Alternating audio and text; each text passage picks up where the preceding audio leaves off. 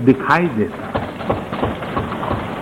लेकिन दुर्भाग्य ये है कि आप में से बहुत लोग ऐसे हैं जिनके सुई कांटा 2014 में अटका हुआ है और उससे वो बाहर ही निकल नहीं पाते हैं और उसका नतीजा भी आपको भुगतना पड़ा है। आपने जो अपने आप को एक ऐसी मानसिक अवस्था में बांध के रखा है, देश की जनता आपको पहचान गई है। कुछ लोग पहले पहचान गए, कुछ लोग देर से पहचान रहे और कुछ लोग आने वाले समय में पहचानने वाले हैं। अब देखिए, आप जब इतना सारा लंबा उपदेश देते हैं तब भूल जाते हैं 50 साल तक कभी आपने भी देश में यहां बैठने का सौभाग्य प्राप्त किया था। और क्या कारण है कि आप सोच नहीं पाते। अब आप देखिए, नागालैंड के लोगों ने आखिरी बार 1998 में कांग्रेस के लिए वोट किया था, करीब 24 साल हो गए। ओडिशा ने 1995 में आपके लिए वोट किया था, सिर्फ 27 साल हो गए, आपको वहां एंट्री नहीं हुई थी। गोवा में 1994 में पूर्ण बहुमत के साथ आप जीते थे, 28 साल हो गए, गोवा ने आपको स्वीकार नहीं किया। पिछली बार 88 में त्रिपुरा में वहां की जनता ने वोट दिया था, करीब 34 साल पहले त्रिपुरा में। कांग्रेस का हाल है यूपी, बिहार और गुजरात। आखिर में 1985 में 1985 में करीब 37 साल पहले आपके लिए वोट किया था। पिछली बार पश्चिम बंगाल में वहां के लोगों ने 1972 में करीब 50 साल पहले आपको पसंद किया था। तमिलनाडु के लोगों ने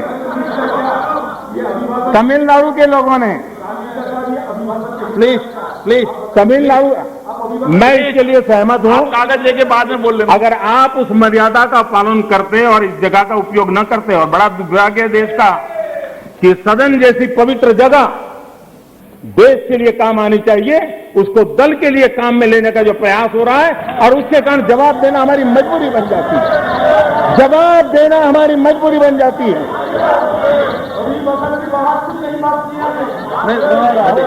माननीय अध्यक्ष जी, तमिलनाडु आखिर में 1962 में, यानी करीब 60 साल पहले आपको मौका मिला था। तेलंगाना बनाने का श्रेय लेते हैं, लेकिन तेलंगाना बनने के बाद भी वहां की जनता ने आपको स्वीकार नहीं किया। झारखंड का जन्म हुआ, 20 साल हो गए, पूर्ण रूप से कांग्रेस को स्वीकारते नहीं है, पिछले दरवाजे से वो घुसने का प्रयास करते हैं। माननीय अध्यक्ष जी, सवाल चुनाव नतीजों का नहीं है, सवाल उन लोगों की नीयत का है, उनकी नेक दिली का है कि इतने बड़े लोकतंत्र में इतने साल तक शासन में रहने के बाद देश की जनता हमेशा हमेशा के लिए उनको क्यों नकार रही है। और जहां भी ठीक से लोगों ने राह पकड़ ली, दोबारा आपको प्रवेश करने नहीं दिया है। इतना सारा होने के बावजूद भी हम तो एक चुनाव हार जाए ना, महीनों तक न जाने इकोसिस्टम क्या क्या करती है। इतना सारा पराजय होने के बावजूद भी न आपका अहंकार जाता है, न आपकी इकोसिस्टम आपके अहंकार को जाने देती है।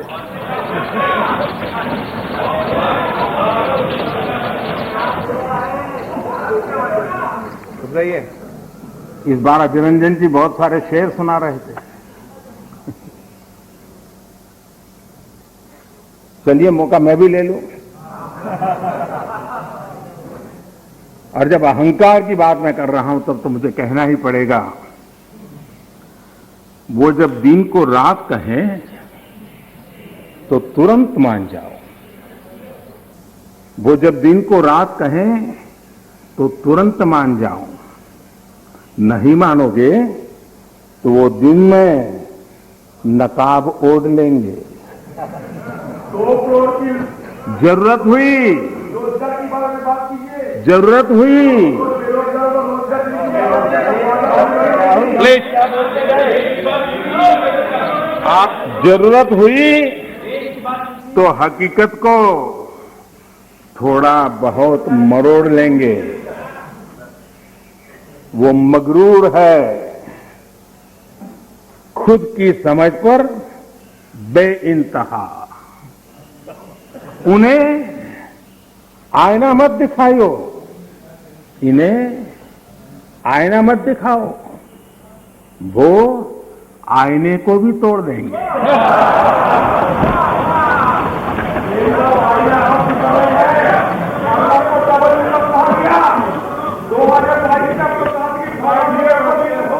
Please, please, please, please, please.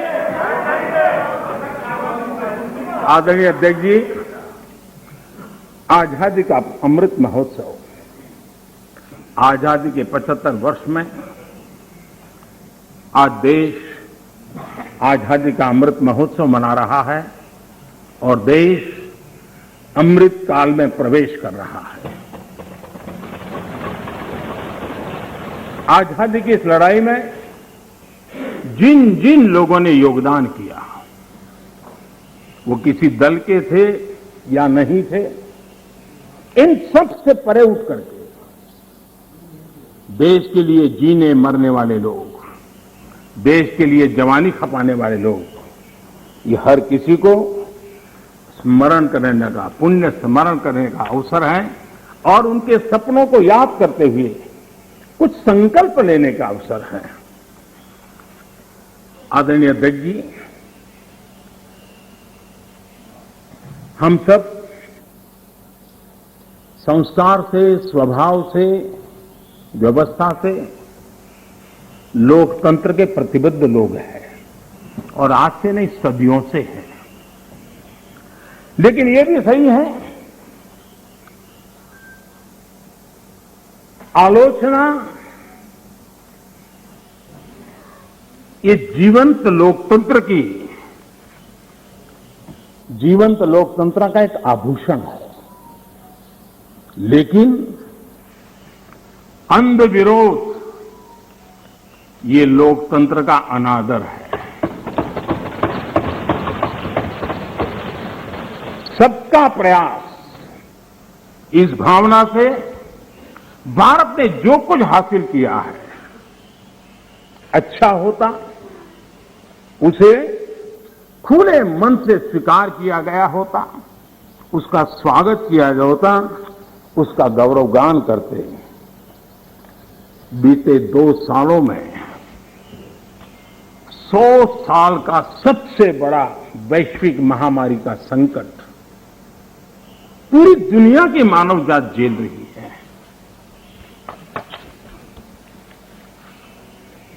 जिन्होंने भारत के अतीत के आधार पर ही भारत को समझने का प्रयास किया, उनको तो आशंका थी, इतना बड़ा विशाल देश, इतनी बड़ी आबादी, इतनी विविधता, ये आदतें, ये स्वभाव, शायद ये भारत इतनी बड़ी लड़ाई नहीं लड़ पाएगा, भारत अपने आप को बचा नहीं पाएगा, यही उनकी सोच थी। लेकिन आज स्थिति क्या है? मेड इन इंडिया कोविड टीके, कोविड वैक्सीन दुनिया में सबसे प्रभावी है। आज भारत 100% पहली डोज इस लक्ष्य के निकट करीब करीब पहुंच रहा है और लगभग 80% सेकंड डोज उसका पड़ाव भी पूरा कर लिया है।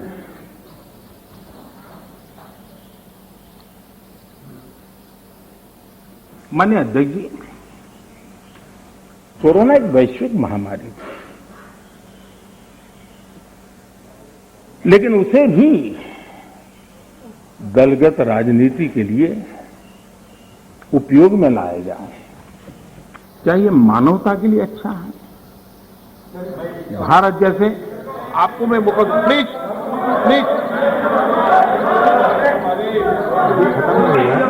माननीय अध्यक्ष जी, मैंने अधीर रंजन जी आपको पर्याप्त समय माननीय अध्यक्ष जी,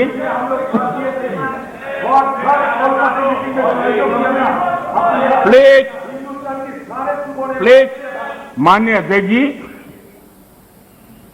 मैंने तो किसी का नाम नहीं दिया।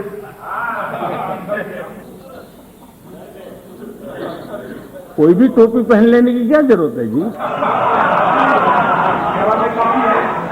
अरे क्यों? लेकिन जब आप खड़े ही हो गए तो अब मैं नाम दे करके बोलना चाहता हूं।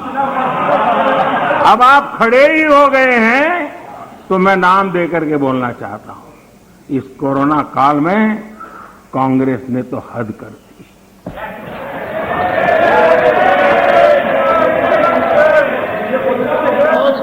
पहली लहर के दौरान मौका दूंगा आपको, प्लीज।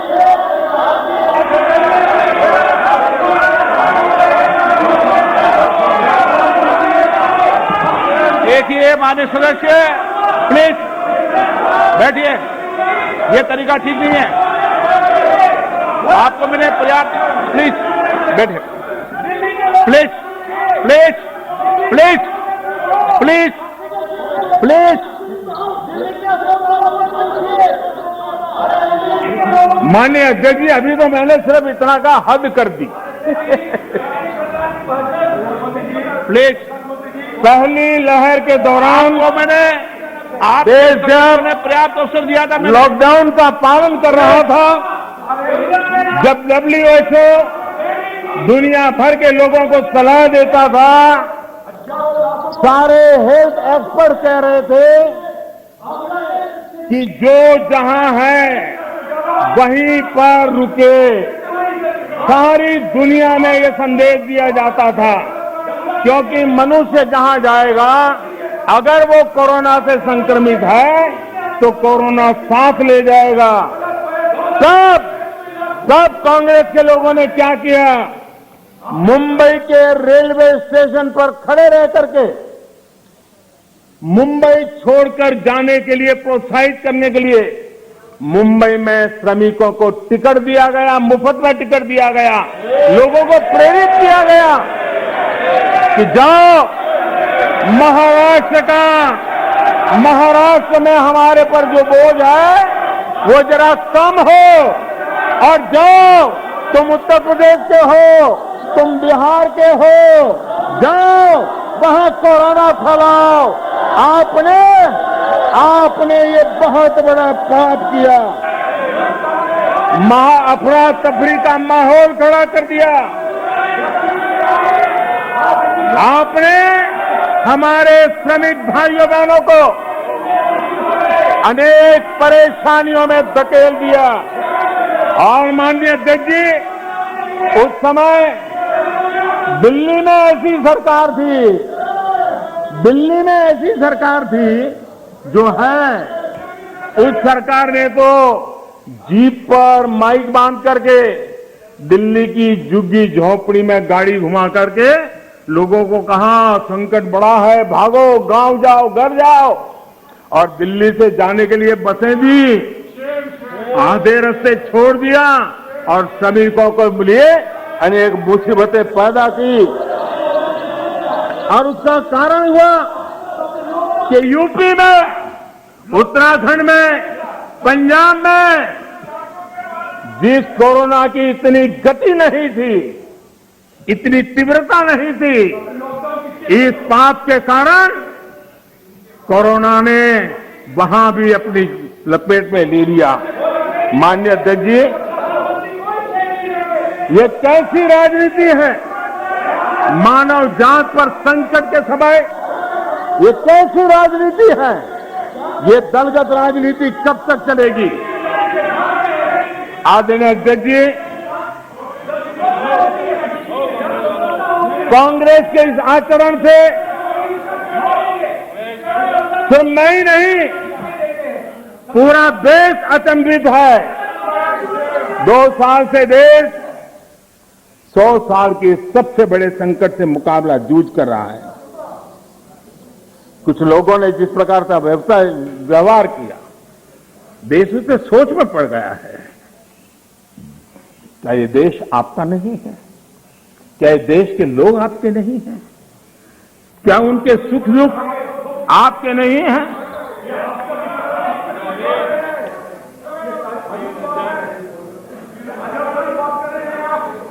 इतनी बड़ी संकट आया, कई राजनीतिक दल के नेता जरा आत्मनिरीक्षण करें। कितने राजनीतिक दल के नेता जो जनता के माने हुए नेता अपने आप को मानते हैं, उन्होंने लोगों को रिक्वेस्ट की हो, अपील की हो, भाई कोरोना का एक ऐसा संकट है, वैश्विक महामारी है, आप मास्क पहनो, हाथ धोना रखो, 2 गज की दूरी रखो। कितने नेता हैं? क्या ये बार बार देश की जनता को अगर कहते तो उसमें कोई बीजेपी की सरकार को क्या फायदा होने वाला था? मोदी को क्या फायदा होने वाला था? लेकिन इतने बड़े संकट में भी इतना सा पवित्र काम करने से भी चूक गए। इसलिए माननीय अध्यक्ष जी, कुछ लोग हैं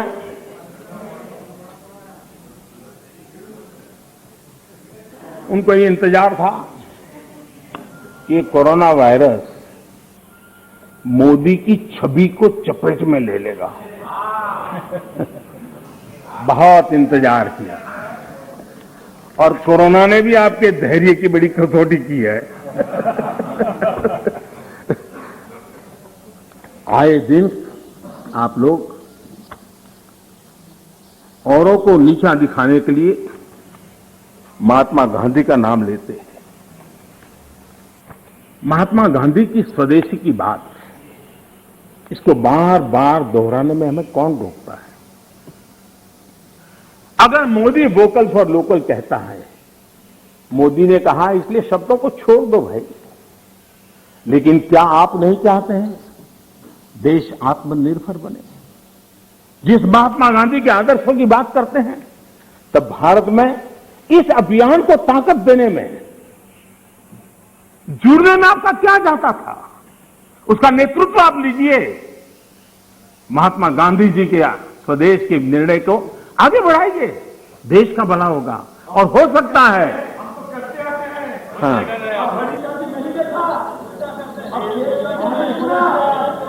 आप महात्मा गांधी के सपनों को सच होते देखना नहीं चाहते। माननीय अध्यक्ष जी, आज पूरी दुनिया योग के लिए, एक प्रकार से कोरोना में तो योग ने दुनिया भर में जगह बना ली। दुनिया भर में कौन हिंदुस्तानी होगा जिसको योग के लिए गर्व ना हो? आपने उसका भी मजाक उड़ाया, उसका भी विरोध किया। अच्छा होता आप लोगों को कहते भाई संकट में घर में है, ये योगा कीजिए, आपको फायदा होगा। क्या नुकसान था? फिट इंडिया मूवमेंट चले, देश का नौजवान सशक्त हो, सामर्थ्यवान हो। आपको मोदी से विरोध हो सकता है। फिट इंडिया मूवमेंट, आपके राजनीतिक दलों के छोटे छोटे युवा मंच होते हैं। अगर हम सब ने मिलकर के अगर इस फिट इंडिया के द्वारा देश की युवा शक्ति को इस सामर्थ्य की तरफ आगे बढ़ने के लिए कहते, लेकिन उसका भी विरोध, उसका भी उपहास, यानी क्या हो गया है आपको मुझे समझ नहीं आ रहा है। और इसलिए मैं आज इसलिए कहता हूं आपको ध्यान में आए कि आप कहां खड़े हैं जी। और मैंने इतिहास बताया, 60 साल के लेकर 15 साल तक पूरा कालखंड, इतने राज्य, कोई आपको घुसने नहीं दे रहा है। माननीय अध्यक्ष जी, कभी कभी मैं ये विषय बहुत प्यार से कह रहा हूं, नाराज मत हो जाना।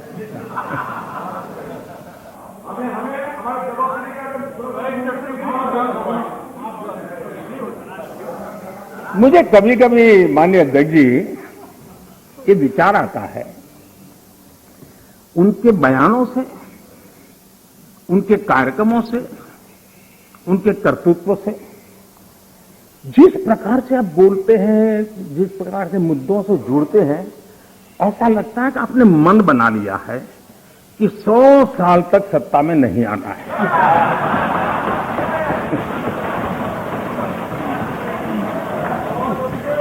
कोई ऐसा नहीं करता जी। थोड़ी सी भी आशा होती, थोड़ा सा भी लगता हाँ यार देश की जनता फिर से फुलहार करेगी, तो ऐसा नहीं करते। और इसलिए खैर अब आपने ही तय कर लिया 100 साल के लिए, तो फिर मैंने भी तैयारी कर ली है।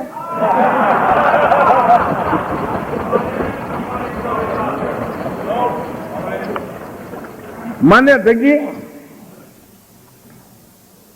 ये सदन इस बात का साक्षी है कि कोरोना वैश्विक महामारी से जो बनी स्थितियां, जो स्थितियां उत्पन्न हुई, उसको निपटने के लिए भारत ने जो भी रणनीति बनाई, उसको लेकर के डे 1 से क्या क्या नहीं कहा गया, किसने क्या बोला, आज वो खुद देखेंगे तो उनको हैरानी हो जाएगी, ऐसा कैसे बुलवा लिया, किसने बुलवा लिया, पता नहीं क्या बोल दिए हम लोग। दुनिया के और लोगों से बड़ी बड़ी कॉन्फ्रेंस करके